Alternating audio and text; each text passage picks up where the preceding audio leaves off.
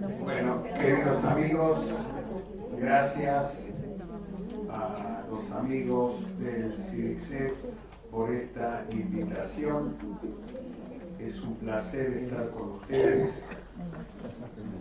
acompañando también a dos queridos amigos. Y es un honor estar hoy con ustedes en un tema muy caro a mis intereses, que es el multilingüismo, pero fundamentalmente las lenguas judías, bien citadas en plural. No hay generación de intelectuales judíos que manejen una sola lengua. La mayoría mínimo 2 y 3 o 4 es lo común. Y de esas siempre 2 son lenguas judías. Nosotros conocemos 3. El hebreo, en realidad hablamos israelí y no hebreo.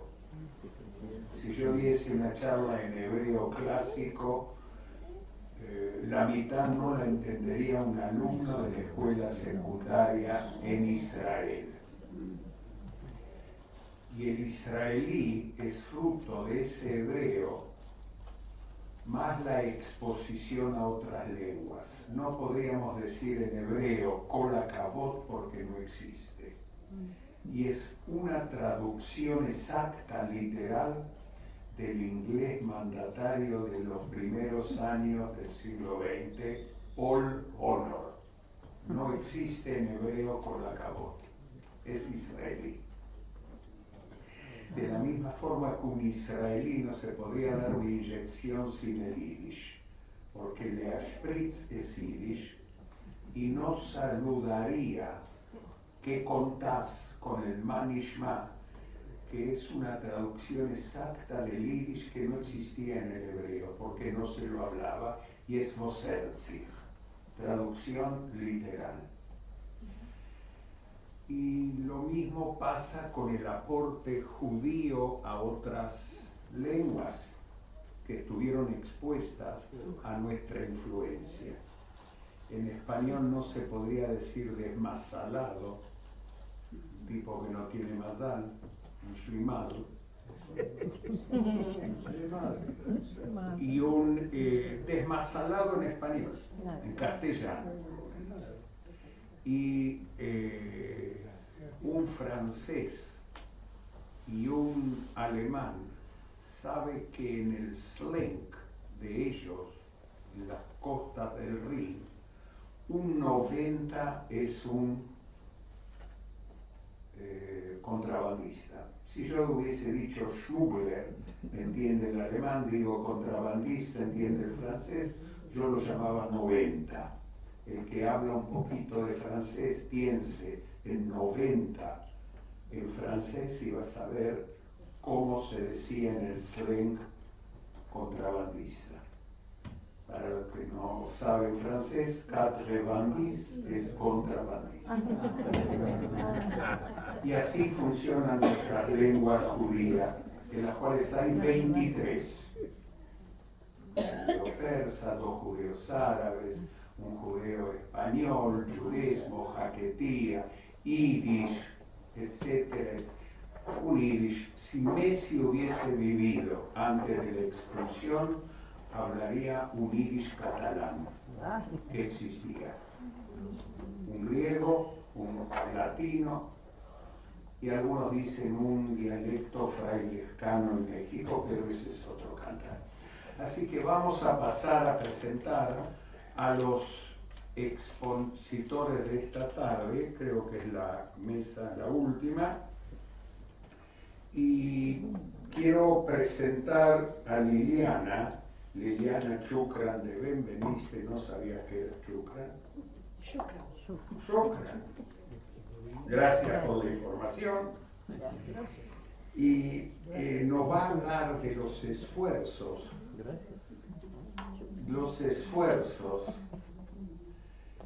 en el mundo judío por preservar estas lenguas para ser transmitidas a las nuevas generaciones. Y así como compartimos una alumna, Satoko Kamoshida, profesora de Yiddish en la Universidad de Tokio, Y alumna de ladino. Que empezó conmigo en Yiddish hace 25 años, llegó a profesora y por algún estímulo pasó a estudiar en el Instituto Cervantes en Tokio y después recaló por estos lares.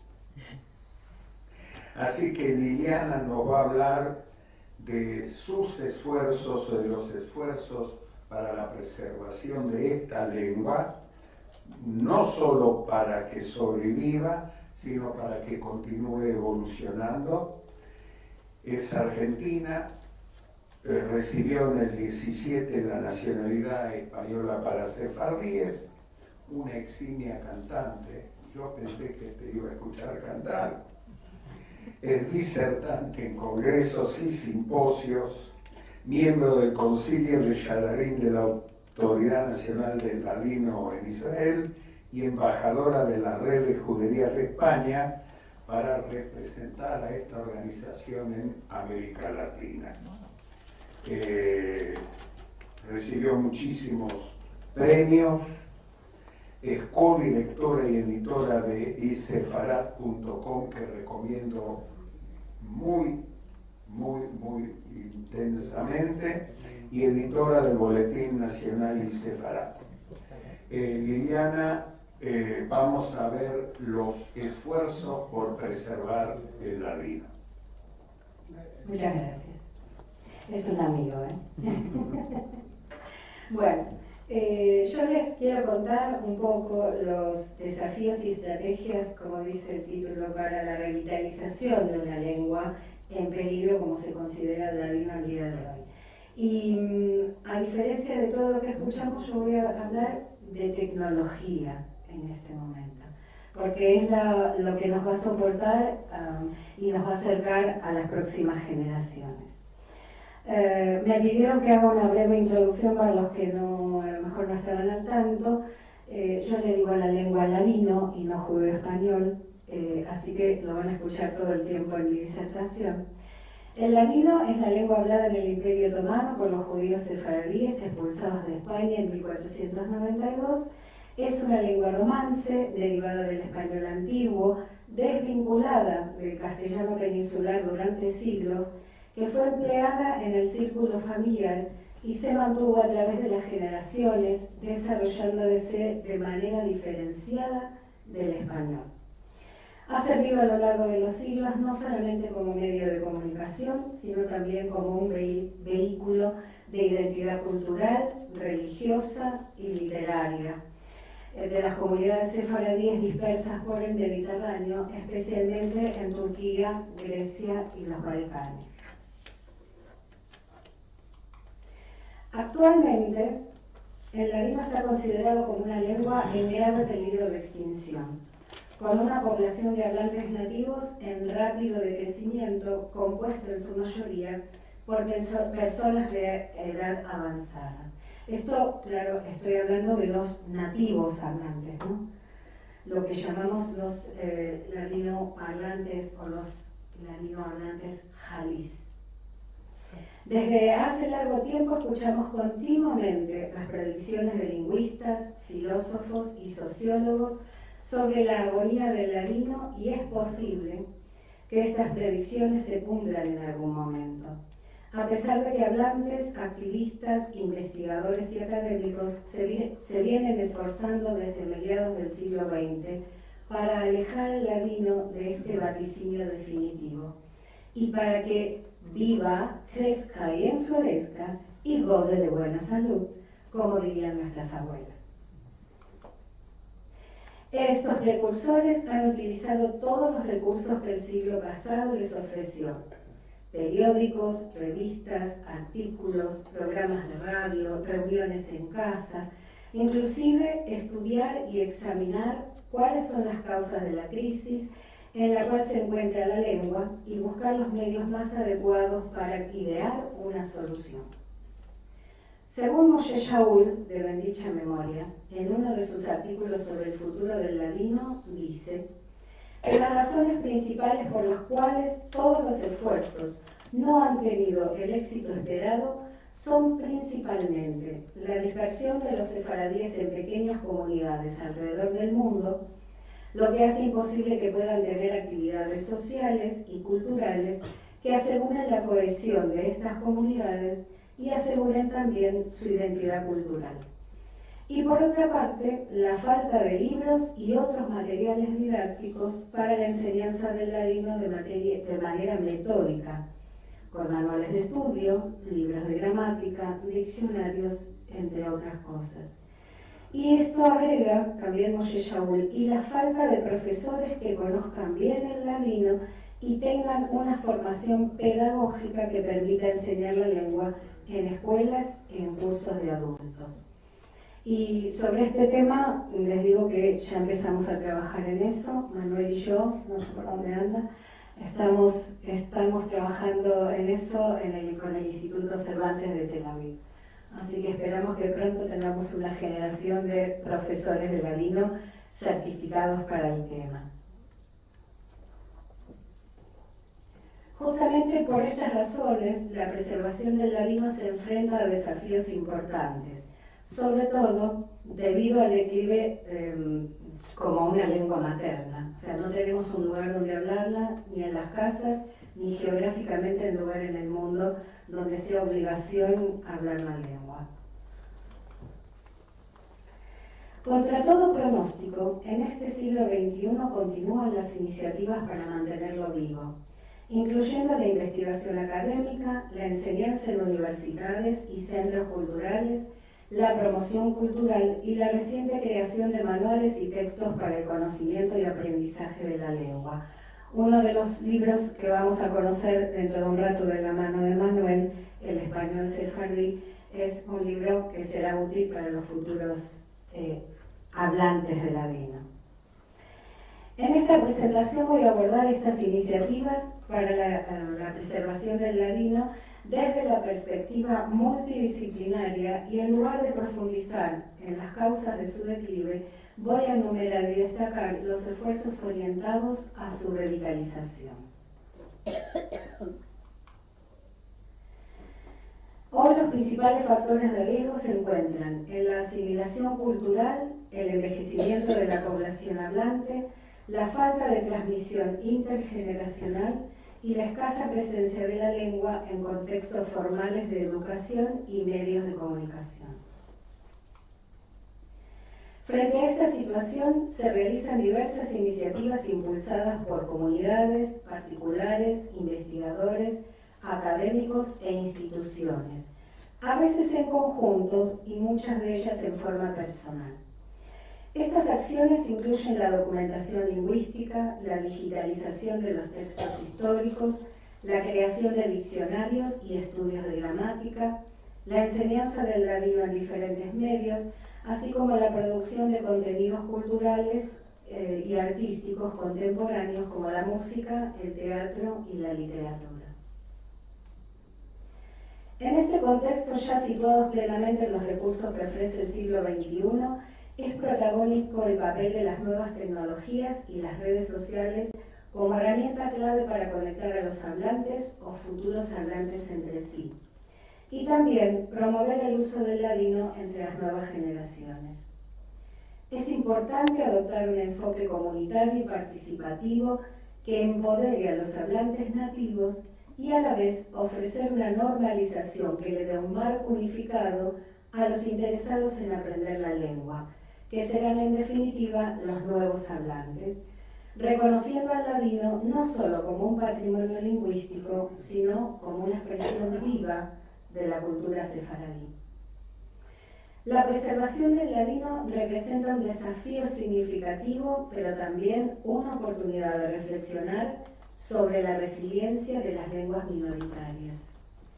Su revitalización requiere un compromiso sostenido entre todos los involucrados, orientado a garantizar que esta lengua histórica no solamente sobreviva, sino que continúe evolucionando como parte integral del mosaico cultural global.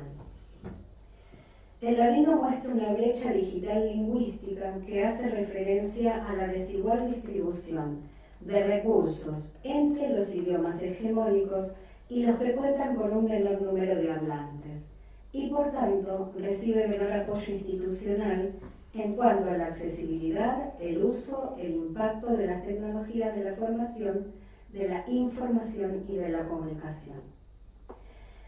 En frente de estos datos, es muy valioso el esfuerzo que se realiza por incorporar el ladino en el marco del desarrollo tecnológico, teniendo en cuenta que, aunque no hay datos ciertos, según diferentes estimaciones, hay entre 60.000 y 125.000 personas que lo conocen o que por lo menos pueden hablarlo.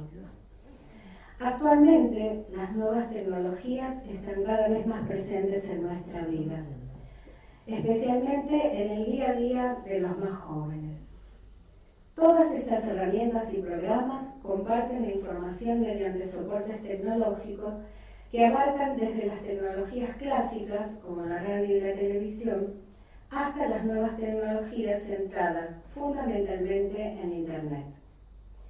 Estas últimas incluyen una amplia variedad con especial foco en el mundo de las redes sociales online a las que se accede mediante la computadora, el teléfono móvil o la tablet.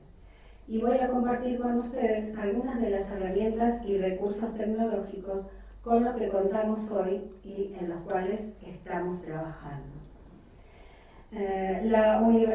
Sobre recursos, la Universidad de Washington en Seattle tiene una colección digital de estudios sefardíes muy recomendada.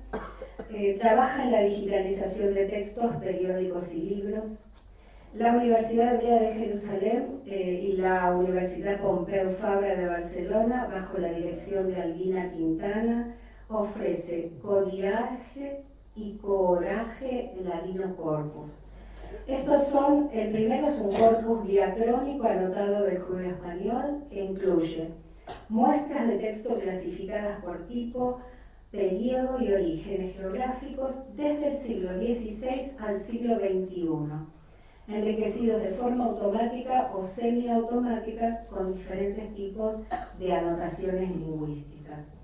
Y un corpus oral anotado del judeo español que contiene audios enriquecidos con anotaciones textuales y transcripciones.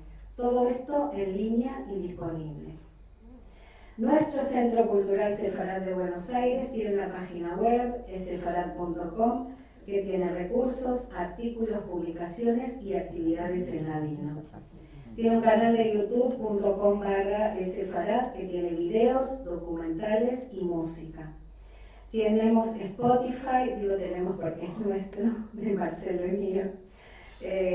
Tenemos en Spotify podcast y música en ladino.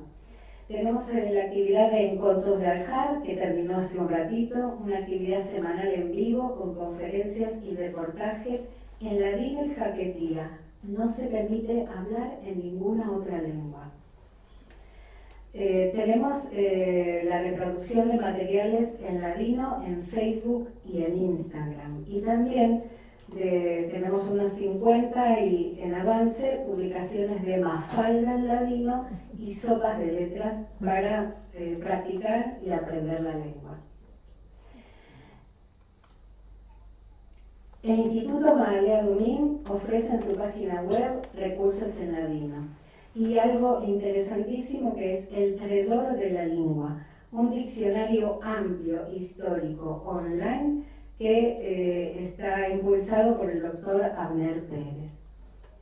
Cantonico.com, una página hecha por jóvenes, la mayoría alumnos de algunos de los cursos que hay de ladino.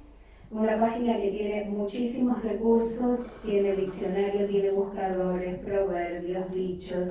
Está creada por Gabor Zabot. Un conjugador de verbos en línea, creado por Daniel Jiménez Casas, otro alumno de nuestro centro. Ladinotype, un motor de transliteración inteligente con el cual se puede escribir texto en ladino de forma natural, utilizando caracteres latinos, Rashi y Solitreo. Una página muy valiosa porque uno puede escribir en cualquier lengua y lo traduce, lo pasa al ladino o en caracteres Rashi o en Solitreo. La Liga Americana del Ladino ofrece una página con diversos recursos y encuentros mensuales para practicar la lengua. Ya conocemos algunos, imagino que ya con unos cuantos, Ladino Comunitar, un foro de correspondencia en ladino por email. Y tenemos ahora unas innovaciones muy interesantes. Tenemos una Estrellita Pérez, un chat GPT creado por iniciativa del doctor Carlos Yebra López. Le podemos preguntar cosas, dichos, refranes, y ella nos contesta en ladino. Y otro que también funciona muy bien, muy simpático, que se llama Guía del Idioma Ladino, es un chat GPT creado por iniciativa del profesor Shai Cohen.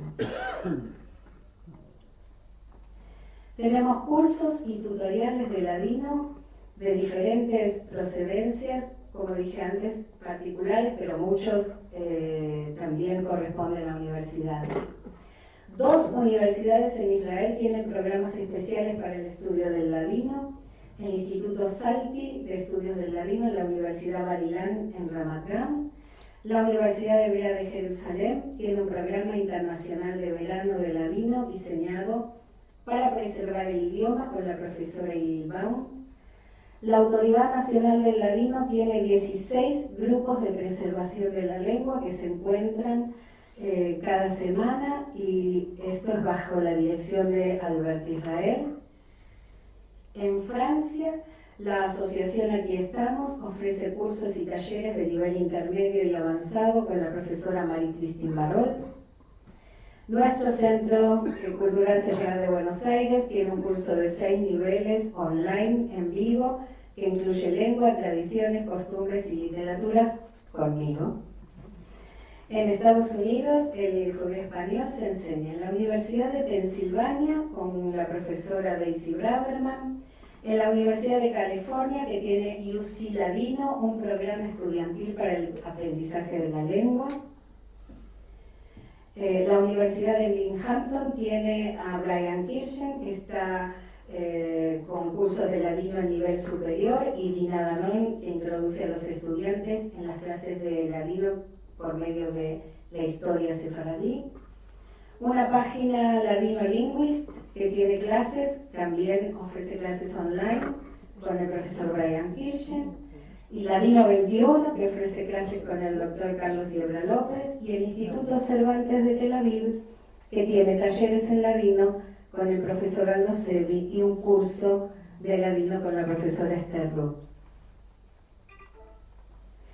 Tenemos periódicos y revistas en línea, como Aquí Yerushalayim, El Amanecer, Sephardic Horizons, Shalom Gazetesi, que es una gaceta en turco que tiene 4 páginas semanales en ladino, y Caminando y Hablando de la asociación Aquí Estamos, que tiene una revista trimestral. Radios en línea, como Can Ladino de la Radio Nacional de Israel, Emisión en Sefardí de la Radio Nacional de España, y Camino Sefarad de la Radio Judía de Francia. En Facebook y en Instagram tenemos grupos como Los Ladinadores, El Ladino como Lengua Viva, Ladino Viviente, Ladino 21, la Autoridad del Ladino, y tenemos 2 interesantes jóvenes haciendo en YouTube y en Instagram. Uno, Merci Mucho, que es el mismo joven en ladino haciendo en vivo recetas de cocina de nuestra tradición sefaradí, se llama Benny Margolit. Y el Bilbilico, que hace shorts, videos cortos en ladino hechos por él, se llama Samir Matute. Y en WhatsApp estamos whatsappeando, un grupo de divulgación, Ladino 21, que tiene un grupo de hablantes, y el Charlayón, que tiene un grupo de intercambio y pertenece al grupo cantónico. Ya casi termina. El año pasado, por primera vez, se hizo con mucho esfuerzo un coloquio de los Shadarim en línea, totalmente hablado en ladino y jaquetía, organizado justamente por este grupo Los Shadarim, un grupo internacional de activistas, artistas, académicos y hablantes de ladino, seleccionados por el Comité Ejecutivo de la Autoridad Nacional del Ladino de Israel. 20 minutos. Ya son 22. Bueno, ya termino, entonces termino. Déjame terminar. No, son 25, perdón. Oh, bueno. Como se puede observar, existe un énfasis que tal vez parezca excesivo en la creación de materiales con respecto a la cantidad de hablantes. Y sabemos que con esto no garantizamos la vida de la lengua, sino que si no se la acompaña con un uso real y una conexión con los hablantes, para lo cual nos es tan útil el uso de plataformas como Zoom, donde se realizan encuentros formales e informales para hablar en ladino. Además de esto, también es importante impulsar la formación de docentes y crear políticas lingüísticas educativas que impulsen la enseñanza del ladino en todos los niveles, entre los cuales, bueno, como dije, estamos empezando a trabajar. En todo caso, para terminar, lo más importante de la utilización de estos nuevos recursos y estrategias y tecnologías de comunicación es que sirvan para motivar y ser vehículo facilitador del aprendizaje sistemático y el uso del ladino, con el objetivo de impedir que nuestra querida lengua desaparezca en las profundinas del olvido. No, muchísimas gracias, pero tenemos un jefe que me hizo la seña de la tijera. Hay que hacerle caso al jefe. Yo acá todo. Quiero anunciarles que nos acompañan esta tarde 82 personas por streaming, así que no estamos solos. Con respecto a la tecnología, por eso lo anuncio.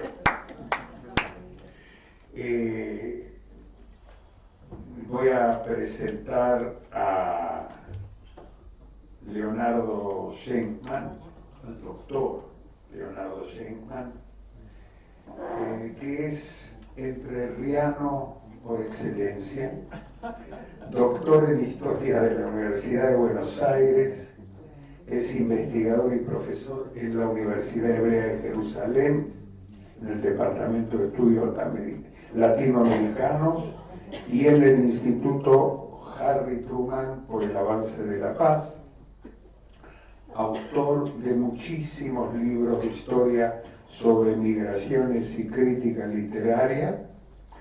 Es fundador y director de la revista literaria Noah, que la recomiendo, y es miembro correspondiente en Israel de la Academia Nacional de la Historia de la República Argentina.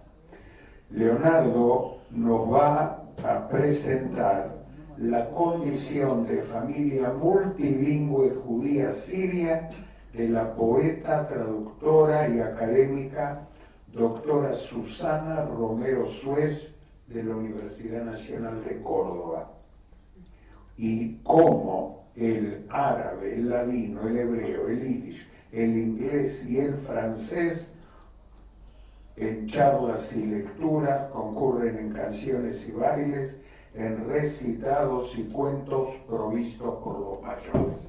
Así que Leonardo tiene la palabra. En esta mesa. Es un gusto estar en esta mesa que se dedica o que se promueve como lengua, como dijo Abraham, de lengua judía o multilingüismo. Nosotros conocemos lo que estudiamos o analizamos las creaciones literarias en América Latina escritas en ladino, en obras, por ejemplo, mira Moscona en México es una de las más destacadas, pero también hay en Brasil. También hay, por supuesto, poetas que escriben aquí en Argentina, ¿no? En Buenos Aires, y también en Chile. Pero muy poco se conoce, casi yo diría, se desconoce, de aquella gente que escribe, como el caso de Susana Romero Suez, que escribe poesía no en judeo-árabe, pero sí con un aire de familia y con un racimo lexical que yo diría que merece ser conocida. Y ese fue el motivo por el cual, cuando me invitaba Mario Cohen a participar en este simposio, yo dije, bueno, vamos a dar a conocer a Susana Romano Suárez, que la conocí como filósofa, como traductora, como novelista, como alguien que a nivel teórico, que recomiendo a nivel teórico, es una de las principales teóricas de la traducción de poesía, no solamente al castellano. Ella se formó en Alemania, luego exilada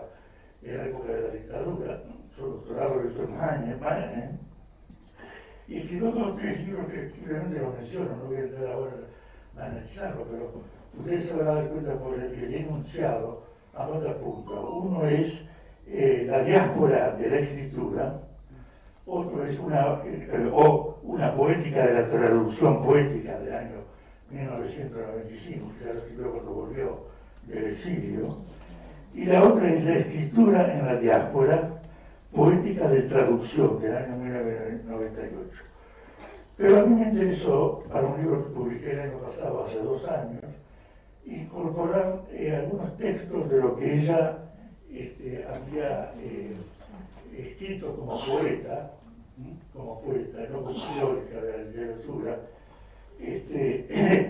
en un trabajo que se fue publicado, es académica, entonces publica mucho en revistas, tanto de la Universidad Nacional de Córdoba, donde enseñó y se jubiló allá, como en la Universidad Nacional del Litoral y de La Plata. En esa última universidad publicó un trabajo que a mí me interesó mucho, El castellano mosaico de lenguas, migración y lenguaje, que sería el tema central, ¿no es cierto?, de un ensayo donde ella fue invitada a hablar sobre ese mosaico, y en ese mosaico ella cuenta que es descendiente de padres nacidos en Siria. Provengo de una familia judía originaria de Siria, de ambos lados. Mi madre nació en Damasco, vino de muy pequeña a la Argentina, vino en un barco, como todos, trayendo consigo los sabores, los aromas, los sinsabores.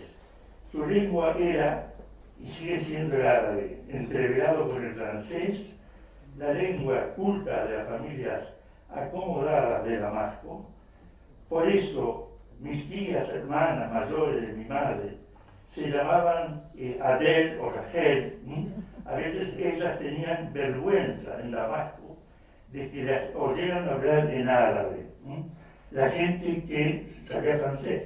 De una manera, los judíos que vivían en Alejandría, en Egipto, son completamente bilingües, árabe y francés.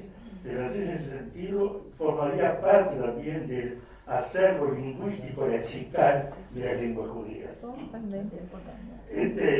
Mi padre, hijo de sirios, conoció a mi madre en Argentina. Sus familias respectivas se conocían entre sí. Dice, mi padre conoció a mi madre al volver de una larga estadía en Palestina, en Israel, en Yafo. Eso también es importante. Acá, como también en Brasil, acá hay gente que provino de Eretz Israel, y sobre todo de 2 lugares. De Yafo es uno, pero de Tzfat también es otro, de Zafet es otro, ¿no? Y acá hay gente descendiente, nietos, por ejemplo, de esta gente, que sigue escribiendo, sobre todo en Rosario, conozco uno, Rubén Chabao, por ejemplo, es un conocido poeta y ex director de la casa del Museo de la Memoria de Rosario. Es un caso muy interesante. Bueno, lo que a mí me interesa es, en el poquísimo tiempo que tenemos, con esos antecedentes, ¿no es cierto?, leerles, porque de eso hay que leer, eso no se puede hablar, no se puede pasar por pantalla, esto hay que escuchar, esto hay que modular, esto hay que hacer un intento de incorporar no solamente los léxicos, sino el ritmo, la entonada. En ese sentido, yo creo que nosotros, cuando hablamos de lenguas judías, no tenemos que solamente quedarnos en lo lexical. Y cuenta, de una manera que yo tomo para poder recuperar eso, es lo autobiográfico. Cuando una poeta como ella cuenta su autobiografía familiar, le sale esa tonada que yo pretendo por lo menos transmitir. Cuando yo era chica, vivíamos en un barrio en donde había muchas familias del Medio Oriente, de Siria, de Egipto, del Líbano. Todas las familias compraban en el almacén sirio libanés. Ese es el lugar de socialización, no solamente de compra y de consumo. Allí nos proveíamos del tahine, de las hojas de parra, del data, del jalbá, del fila y de la baklava, también del cuasco para preparar el ladán y del cardamomo para el café. Ahí ustedes pueden empezar a ver y sentir los aromas, ¿no? Los aromas que ya impregnan su letra. Y ese es este nivel en el cual nosotros tenemos que trabajar cuando analizamos lengua judía, los aromas de las consonantes, de las vocales y de las letras que no podemos pronunciar nosotros, como la AIN, ¿no? Y otras. Bueno, sigo hablando de estas familias, de sus abuelos, de los padres, que por supuesto eran todos dedicados al comercio textil, ¿no? Otra marca, digamos, socioeconómica de esta comunidad, al cual no es excepción. Pero lo que me interesa señalar es cuando dice, cuando yo era chica, mis padres me llevaban a los conciertos de una orquesta árabe de Córdoba. Ese, como dije, es de Córdoba, no es de la capital. Era la orquesta del Azur Chami. Del Azur Chami. Él provenía de una familia siria que primero había emigrado hacia Chile. La vocación del Azur Chami era el canto. Era el pariente suyo. Azur tocaba el laúd, el derbeque, la pandereta. Formó su orquesta, su repertorio incluía canciones folclóricas argentinas y canciones populares sudamericanas que él mismo traducía y adaptaba al árabe. Fíjense, ya acá tenemos un multilingüismo que empieza a ser no solamente argentino, sino latinoamericano, ¿no? Esa difusión, ¿no? Ese esparcimiento, yo pienso que también debe ser tomado cuando se analiza, debe ser tomado en cuenta cuando analizamos los efectos de las lenguas, de algunas lenguas judías en alguna gente, ¿no? Yo creo que acá hacer una distinción que no la hice y que me parece necesario. Acá tenemos en Argentina escritores, talentosos y dramaturgos que son de origen sirio, como por ejemplo el amigo Ricardo Arac, pero no escribe con esos aromas, no escribe ese lenguaje, no escribe como Susana. Hay también, por ejemplo, en otros lugares, gente que escribe descendientes de Sirio, de Imanés, más que de ¿no es cierto? Por ejemplo, el muy exitoso y popular hoy escritor novelista Eduardo Jalfón de Guatemala. Pero no escribe. Él habla de su abuelo libanés, pero del abuelo libanés que la guerrilla guatemalteca lo secuestró para conseguir plata, para conseguir un rescate. Pero no hay un intento, por ejemplo, como esta mujer, como esta Susana, cuyo tema central es la filosofía y del lenguaje y otros temas, pero que sale como poeta, fluye como poeta este registro, que es el registro sí, este escribió donde se muestra todo lo que estoy diciendo, es en un poemario que se llama Diario de Hija. Diario de ser hija de ambas madres y padres sirios, ¿cierto? Y entonces dice así: no te devuelve mi voz la gratitud del primer murmullo, alojada la memoria sonora en mi propio pabellón.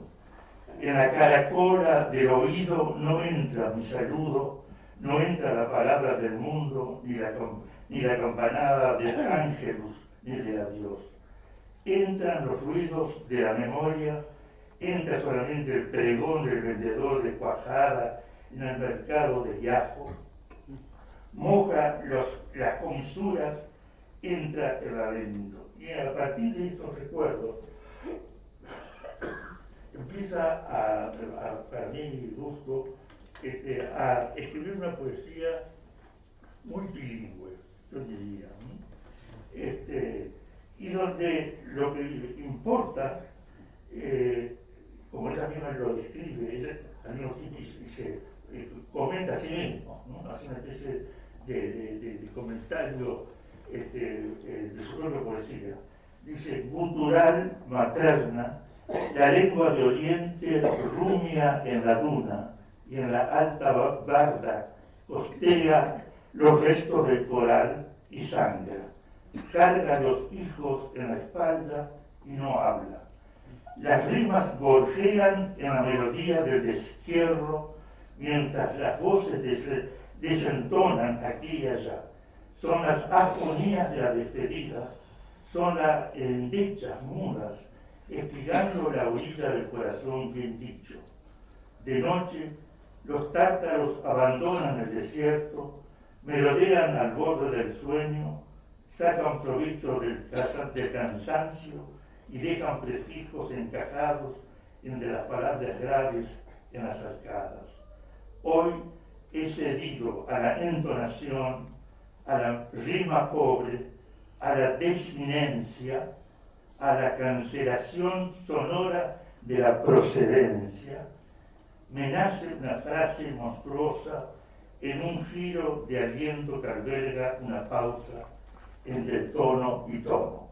Ustedes ven que acá no hay ninguna concesión pintoresquista, ¿sí? Ninguna concesión pintoresquista al regionalismo, por ejemplo, el Medio Oriente, pero ustedes sienten en ese castellano, en ese mosaico de castellano de ella, el origen, la confluencia idiomática y la dificultad también de decir su palabra o sus palabras que termina así. Si lo hablado es memoria en la palabra y lo escrito memoria de memoria, en el poético decir se labra la doble marca que se llama historia y la lengua se teje en otras lenguas. Muchas gracias.